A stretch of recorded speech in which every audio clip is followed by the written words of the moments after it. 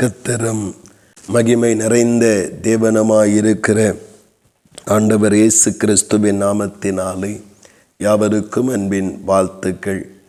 தேவன் தாமே ஒருவருடைய வாழ்விலும் இன்னும் மகத்துவமானவைகளை செய்து மகிமைப்படுத்துவாராக.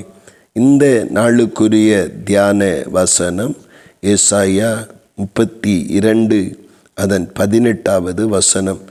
என் ஜனம் சமாதான தாவரங்களிலும் நிலையான வாசஸ்தலங்களிலும் அமைதியாய் தங்கும் இடங்களிலும் குடியிருக்கும் என்று அங்கே வேத வசனம் சொல்லுகிறது.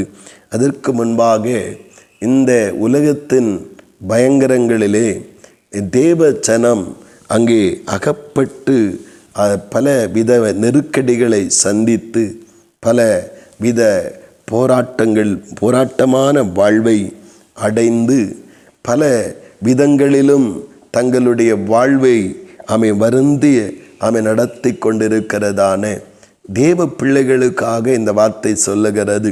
சூழப்போகும் பயங்கரங்களினாலும் சூழப்போகும் ஆபத்துக்களினாலும் பயங்கரமான தேவ கோபத்தின் வெளிப்படுதலினாலும் இந்த உலகத்திலே பயங்கரங்கள் சூழ்ந்திருக்கிறதை தேவ பிள்ளைகளுடைய வாழ்விலும் அதை அனுபவிக்க நேரிடுகிறதை அங்கு வேதம் சொல்லி அந்த சூழ்நிலைகளை தப்பும்படி அங்கும் இங்கும் அலைந்து திரிகிற அந்த சூழ்நிலைகள் நம்மை தப்பும்படியாக தங்களை பாதுகாத்து கொள்ளும்படியாக அழைகிற அலைச்சல்கள் இவைகள் எல்லாவற்றையும் கர்த்தர் அறிந்து ஆண்டவர் தம்முடைய நாமத்தின் மேல் விசுவாசமுடையவர்களாய் தம்முடைய பிள்ளைகளாய் இருக்கிற தம்முடைய ஜனத்திற்காக ஆண்டவர் சொல்லுகிற வார்த்தை தான் இது.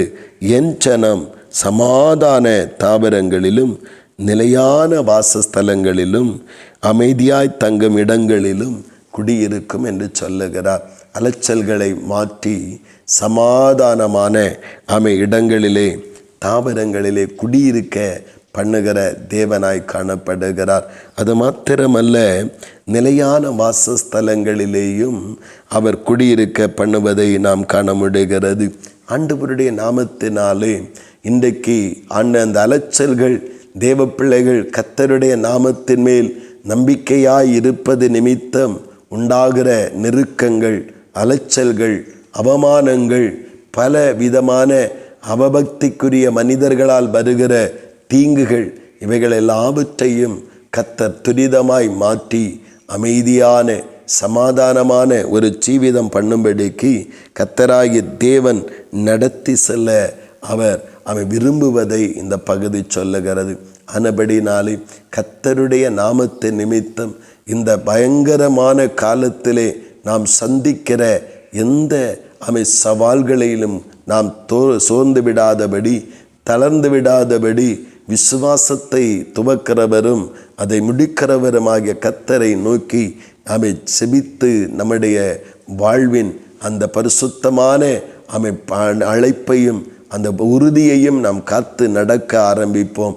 காரணம், இந்த அலைச்சல்கள் எல்லாவற்றை நீக்கி, இந்த பாடுகள் எல்லாவற்றை நீக்கி, இந்த உத்தரவங்கள் எல்லாவற்றை நீக்கி நம்மை சுகமாய் தங்க பண்ணுவதற்காக கர்த்தர் வெளிப்பட போகிற, கர்த்தர் தம்முடைய இரக்கத்தை வெளிப்படுத்துகிற நாள் அது சீக்கிரமாய் வருகிறது என்று பரிசுத்த வேதம் சொல்லுகிறபடி நாம் இந்த நெருக்கத்தின் காலத்திலே சமாதானமான அந்த நாட்களை நோக்கி நம்முடைய விசுவாச ஜீவிதத்தை நாம் நடத்தி செல்லுவோம். காலத்தினுடைய பாடுகள் இனி நம்மிடத்தில் வெளிப்பட போகும் மகிமைக்கு ஒப்பிடத்தக்கவைகள் அல்ல என்பது வேதம் சொல்லுகிறது.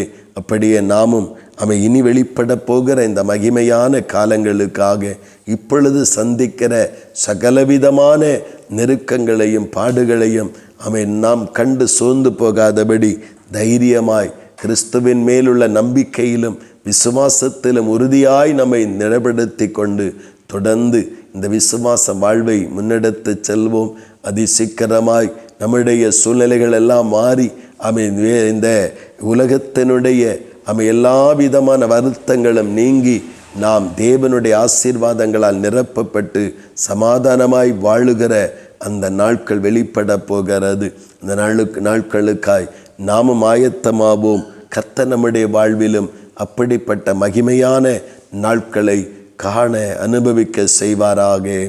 ஆமேன், ஆமேன். செபிப்போம். அன்பின் பரலோகத்தின் நல்ல ஆண்டவரே, நல்ல இந்த காலை நேரத்திற்காக உமக்கு ஸ்தோத்திரம். தேவனே, உம்முடைய மிகுந்த கிருபையினாலே நீர் எங்களை அழைத்து வேறு பிரித்து உம்முடைய பிள்ளைகளாக மாற்றி வைத்திருக்கிறீர். இந்த உலகம் எங்களுக்கு பாத்திரமாய் இருக்கவில்லை. பல வித நெருக்கடிகளையும் பல விதமான வருத்தங்களையும் இந்த உலகம் எங்களுக்கு அனுப்பி கொண்டே இருக்கிறது. ஆனாலும் இது நிரந்தரமல்ல. அது சீக்கிரமாய் எங்களுடைய அலைச்சல்கள் எல்லாவற்றையும் மாற்றி எங்களுடைய எல்லா விதமான தீங்கு நின்றும் விடுதலையாக்கி எங்களை சமாதானமான தாபரங்களிலும் நிலையான வாசஸ்தலங்களிலும் கர்த்தர் தம்முடைய மகிமையினாலே நிற்க பண்ண போகிறேன். அதற்காய் ஸ்தோத்திரம். தொடர்ந்து நடத்தும், பாதுகாத்து கொள்ளும். இயேசு கிறிஸ்துவின் மூலம் செபிக்கிறோம் ஜீவனுள்ள நல்ல பிதாவே. ஆமேன், ஆமேன்.